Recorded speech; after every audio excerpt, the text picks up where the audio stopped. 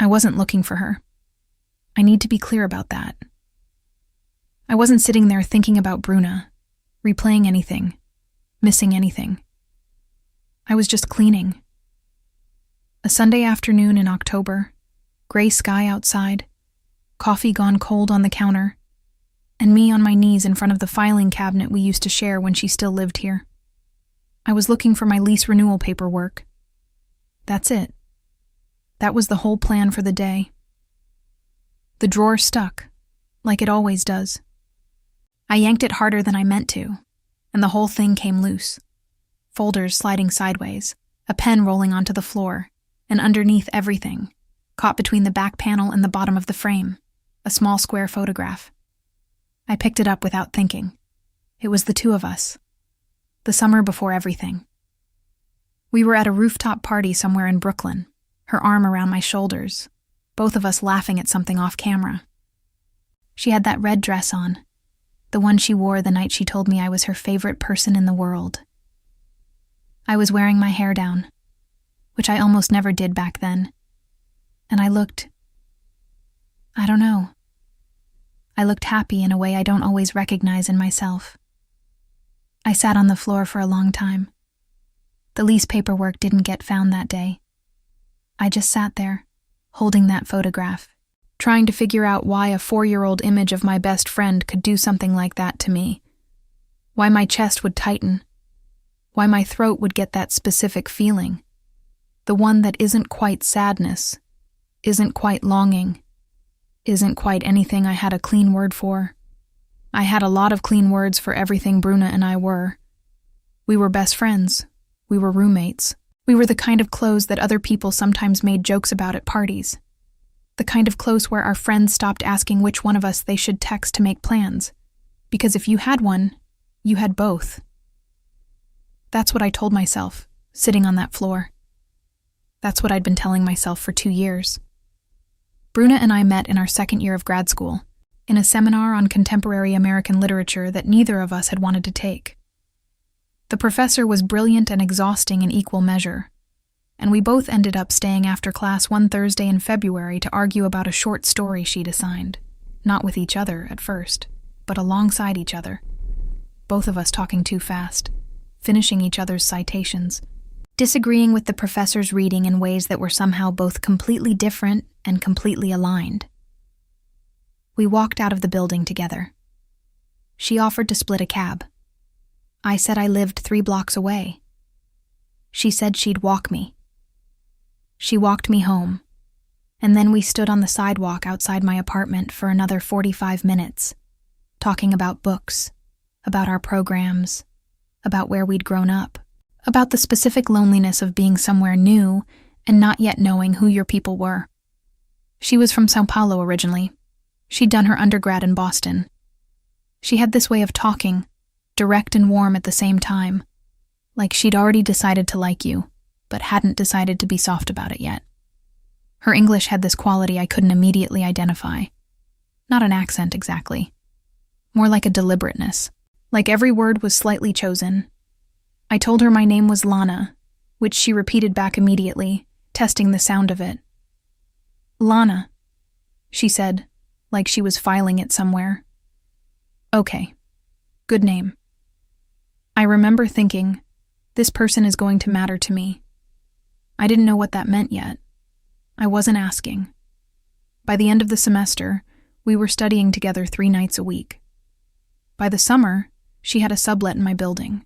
By the fall, when her sublet ran out, and I mentioned offhandedly that my lease was up for renewal, and the 2-bedroom was barely more expensive than the 1-bedroom, she looked at me for exactly 3 seconds and said, okay. Living with Bruna was easy in a way living with other people had never been for me. We had different schedules and didn't trip over each other. She liked to cook on Sundays and always made too much. I liked to handle the groceries and always forgot something. She played music too loud in the mornings. I stayed up too late reading and left lights on. We adapted around each other without ever making rules about it. Our friends thought we were a little insane. Not in a worried way. In that specific fond way people have when they see 2 people who've built something small and comfortable in theirs. "You guys are like a married couple," our friend Jade said once at a house party, watching us across the room. She was being affectionate. I laughed. Bruna raised her eyebrow. "That specific one? The right one? The one that always meant something?" And said, "We're better than that. Married couples argue about the thermostat."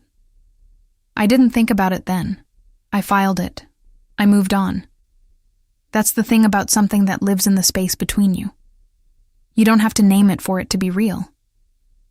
It just sits there, quiet and patient, waiting for you to stop pretending it isn't there. We lived together for 2 years. I knew the sound her keys made in the lock.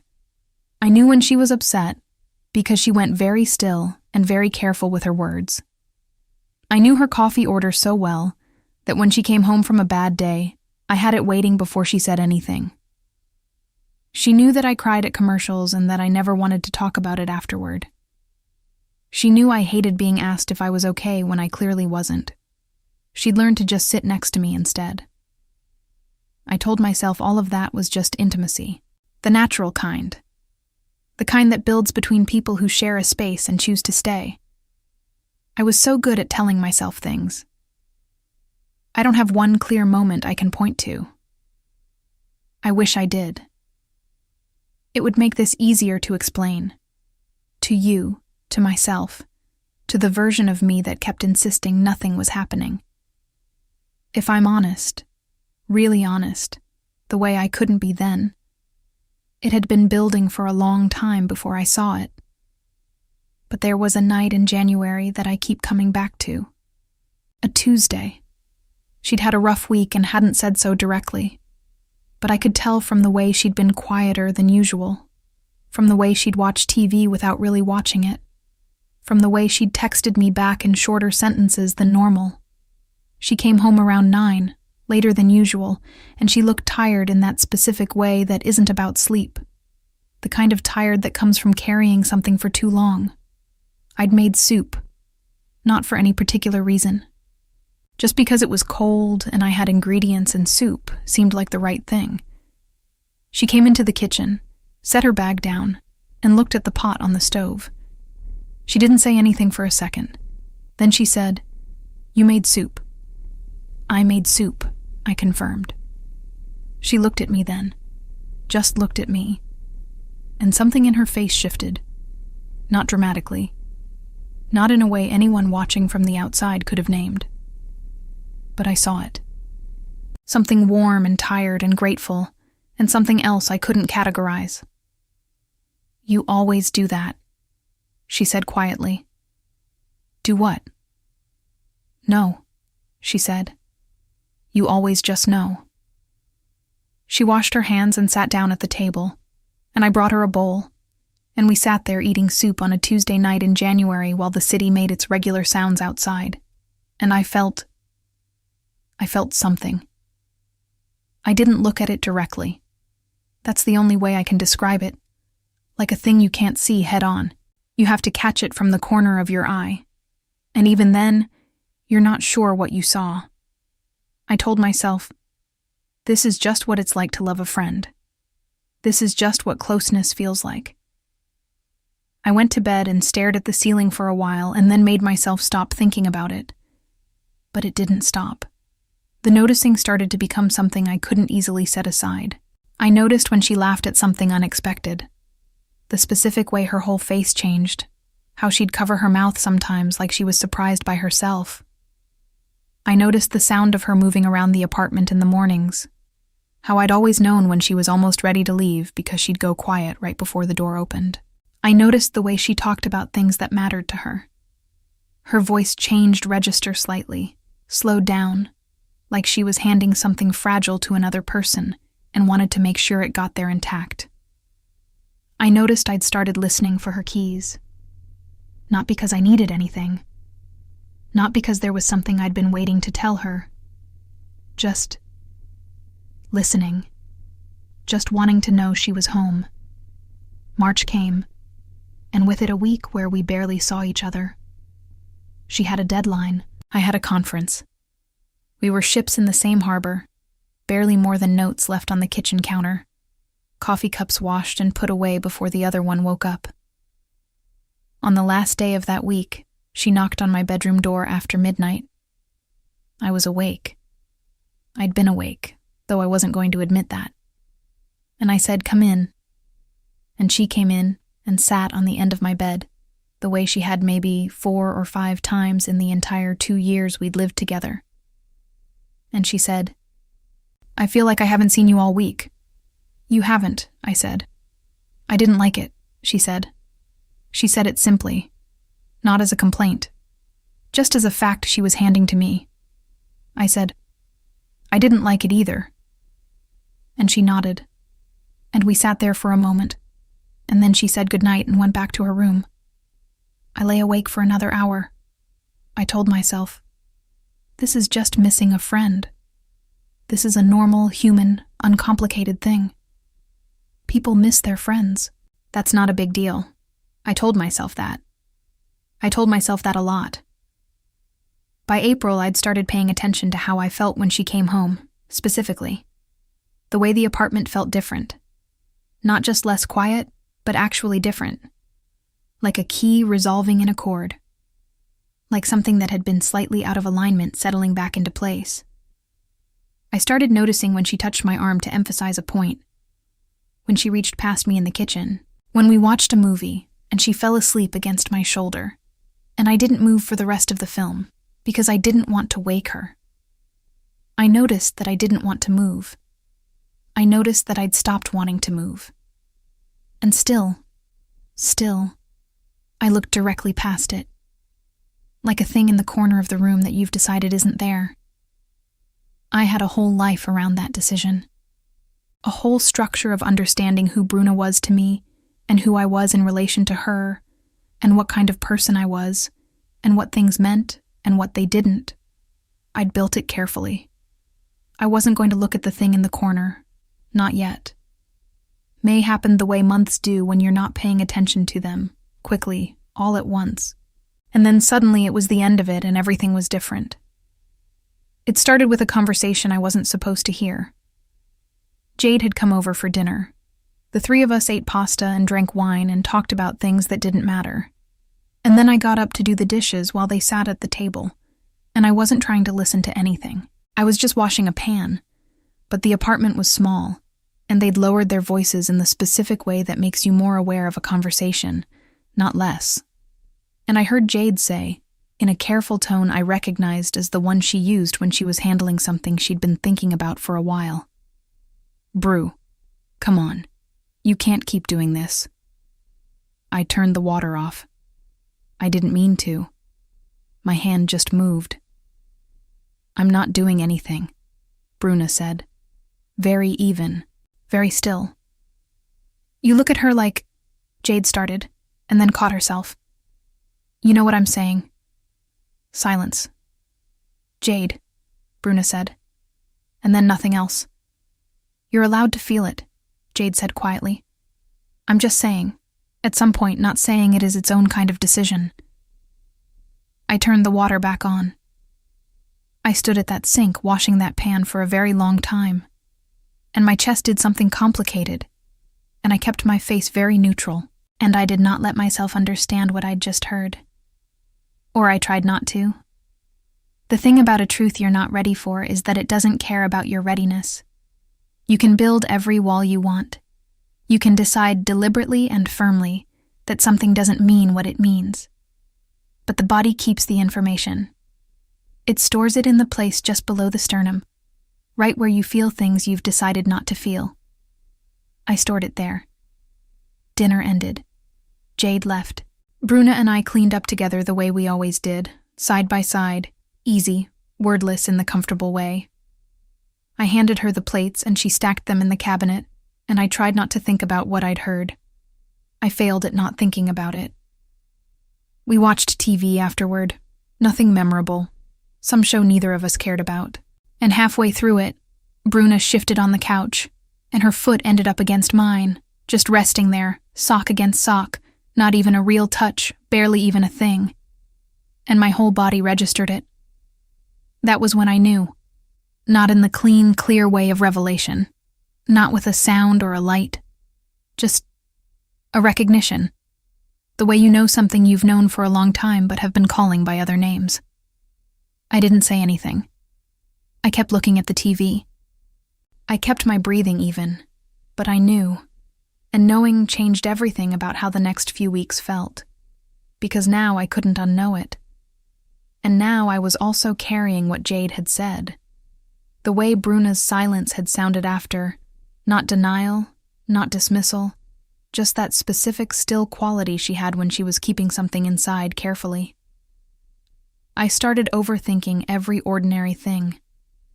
The way she'd hand me my coffee and our fingers would overlap on the mug for half a second. The way she'd say my name when she was calling me from another room, with that slightly different weight on the first syllable. Not different to anyone else, probably. Just different to me. The way she'd lean against the doorframe of my room when she wanted to tell me something, like she was making a decision about how far inside to come. I started sleeping worse. Not badly. Not obviously enough that anyone would have noticed. Just lighter, just with this low hum underneath everything. This thing that hadn't existed before, or that I'd never let get loud enough to keep me awake. In June, she had a 3-day trip to visit a college friend in Chicago. She left on a Thursday morning, early, while I was still asleep. She knocked softly on my door and said she was heading out, and that there was fresh coffee. I said, "Have a good trip," into my pillow. The apartment was so quiet I could hear myself think. I hated it. I didn't expect to hate it. I'd had the place to myself before, plenty of times. I liked my solitude. I was someone who needed space, who recharged alone, who sometimes fantasized about an empty weekend with no plans. That Thursday I made coffee and drank it at the kitchen table and felt the specific shape of her absence everywhere. On the table. The coaster she always used. On the counter. Her good olive oil she'd told me 17 times I was allowed to use and I'd never touched. In the living room, 3 library books she'd stacked on the coffee table but hadn't started yet. Everything the way she'd left it. I texted her around noon. Just, "How's Chicago?" She responded immediately. Gray, but the architecture is doing its best. I smiled at my phone like an idiot. I put it down, picked it back up, looked at the conversation. That's when I realized I had been saving her messages, not deliberately, not in any formal way. But I'd noticed over the past weeks that I'd go back and read things she'd sent me for no particular reason. A voice note from February that I'd listened to 3 times because I liked the way she said my name in it. A photo she'd sent from a farmer's market last fall. Just a picture of a bunch of wildflowers, no caption. And I'd opened it so many times the phone had started suggesting it when I typed her name. I set my phone face down on the table. I sat there for a while.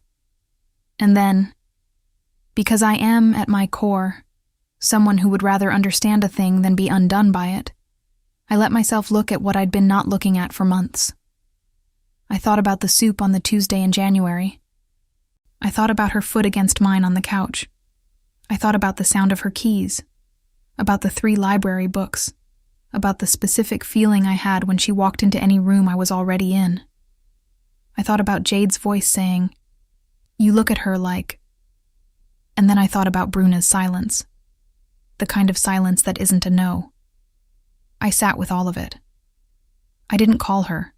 I didn't text her anything real. I just sat with it in the quiet apartment, with the coaster and the olive oil and the library books, and I let the feeling be what it was.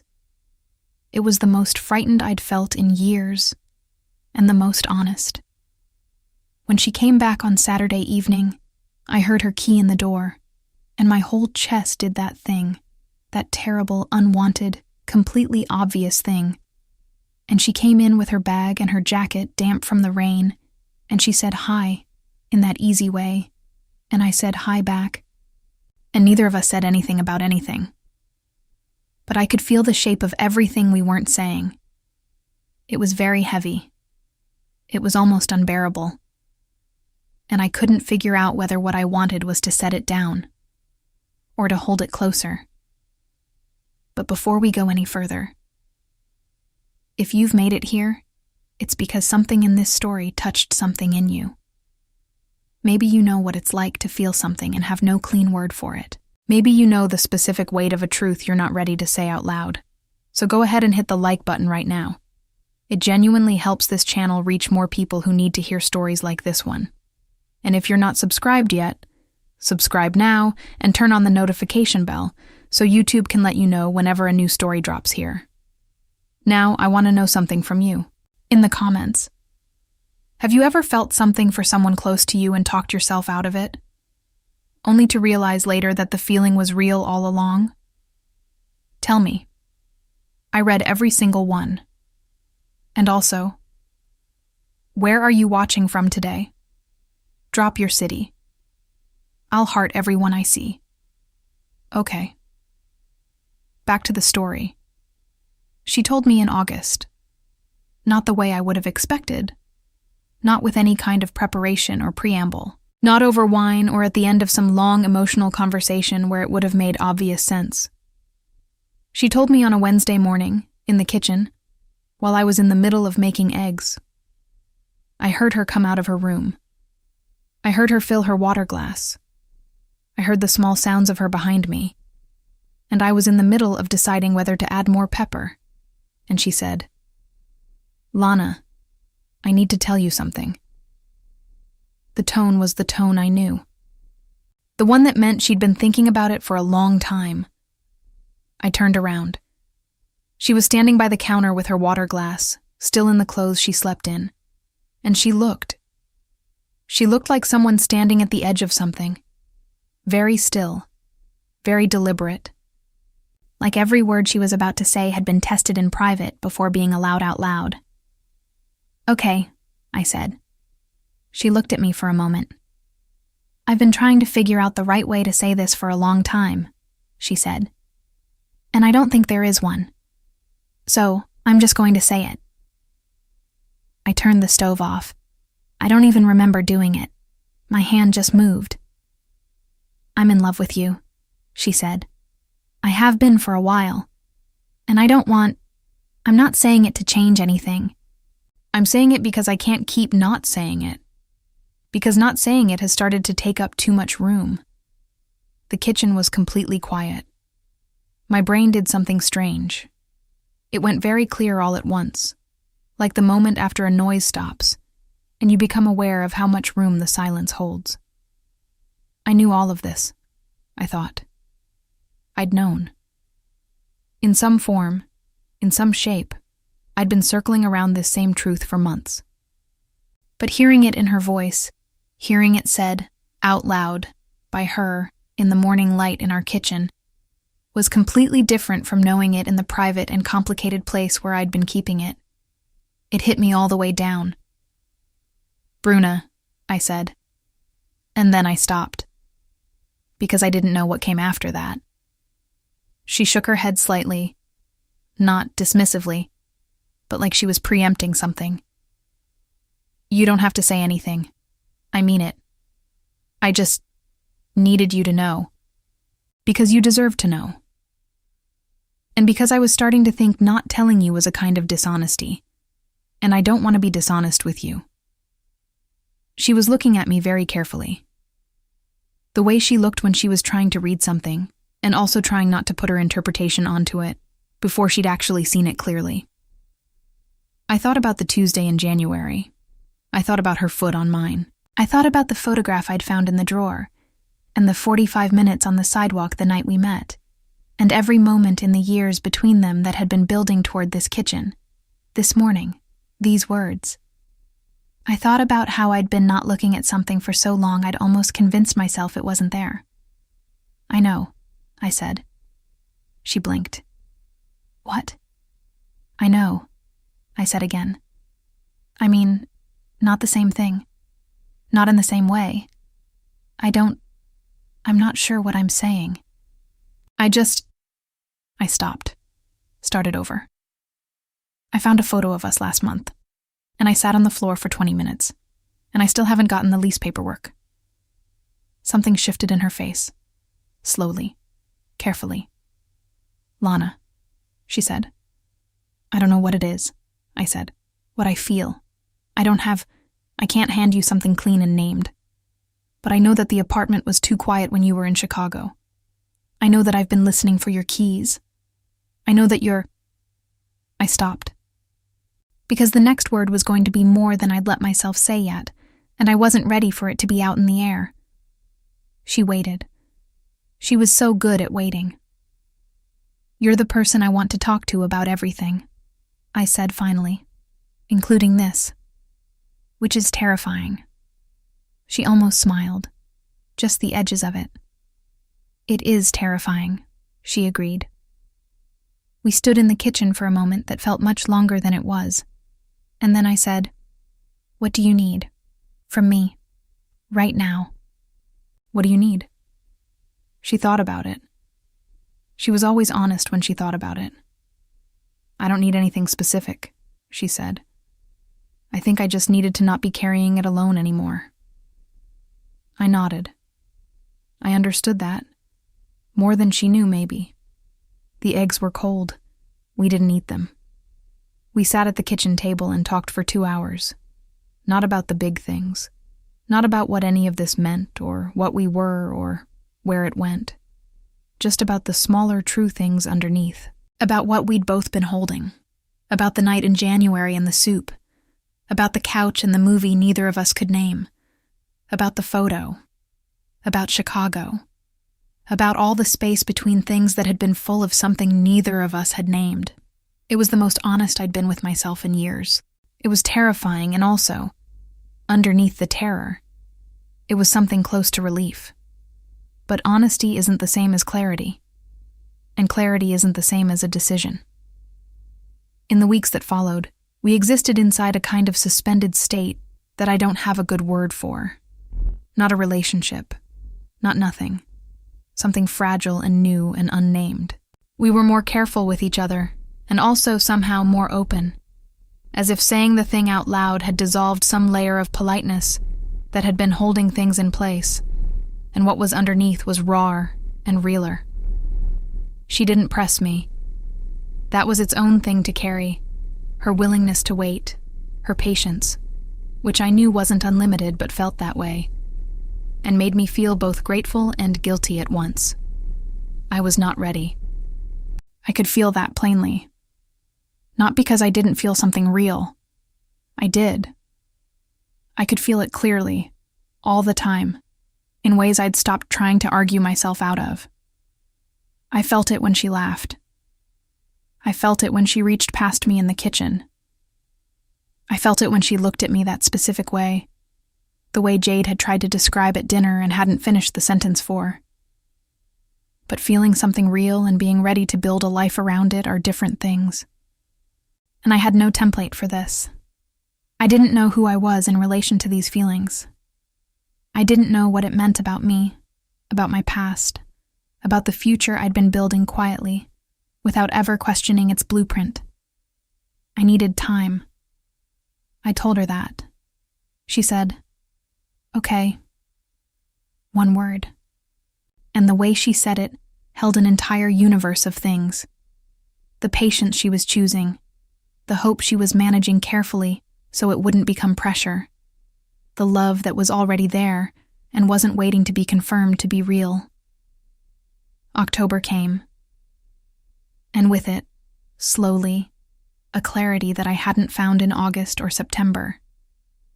It wasn't what I expected. I think I'd imagined clarity would feel like relief, like a door opening, like something resolving into a major chord. Instead, it felt like something quieter, like standing very still in a room and realizing that the thing you'd been looking for had been in your hands the whole time. I did love her. I knew that now with a cleanness I couldn't argue with anymore. I also knew, and this was harder to hold, that I wasn't in the right place to be what she needed. That the things I was still figuring out about myself, about what I wanted and who I was and what I was capable of, were things I needed to work through in a space where I wasn't also managing the weight of someone else's heart alongside my own.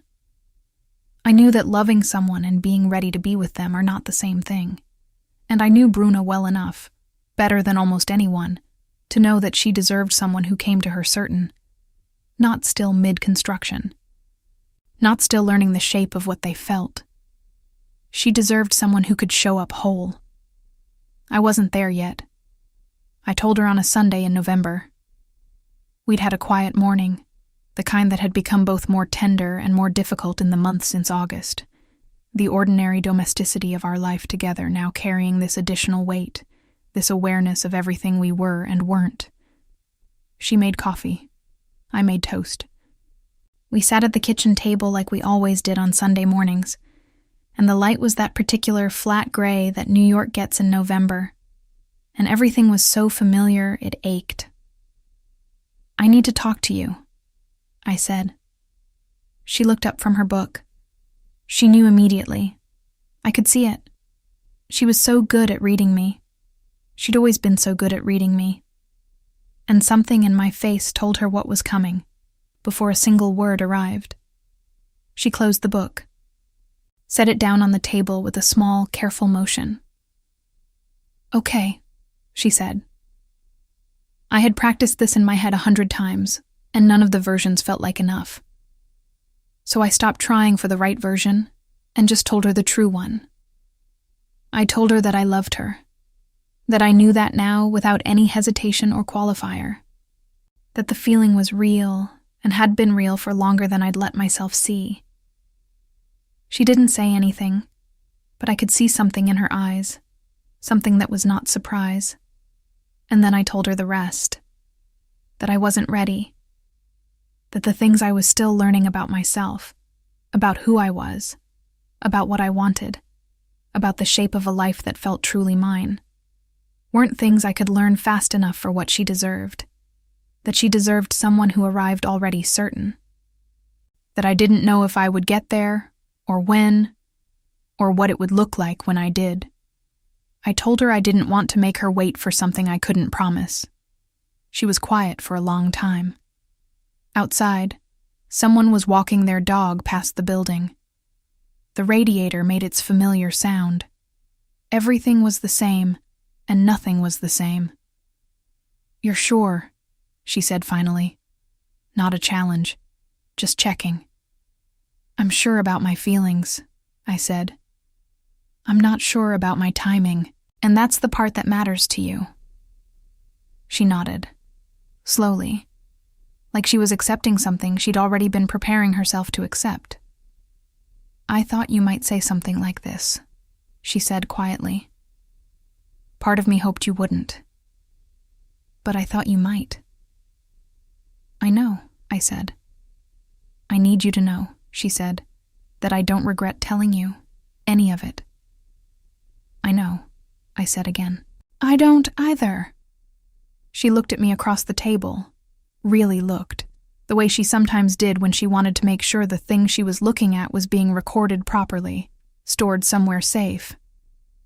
"I think," she said carefully, "that I need to move out." The words landed quietly, not dramatically, not with any cruelty. She wasn't capable of cruelty, not to me, but with the specific weight of something true and necessary. I knew it before she said it. We both knew it. The version of our life where we kept living together, carrying this, knowing what we knew, it wasn't survivable. Not for her. Maybe not for me either, if I was honest. "I know," I said. And then, because it was true, "I'll miss you." Something moved through her face, quick and honest, and then carefully held. "I'll miss you too," she said. We sat at the table a while longer. She didn't cry. I almost did once and then didn't. We drank our coffee. We ate the toast. We didn't talk about logistics yet. That would come later, in a conversation that would be practical and careful, and probably very hard in its own different way. But that morning, we just sat there. There was a particular kind of sorrow in it. Not the sharp kind, not the kind that tears. The quiet kind. The kind that settles into you like rain. She moved out 3 weeks later.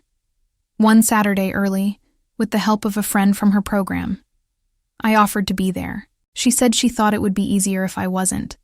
I understood.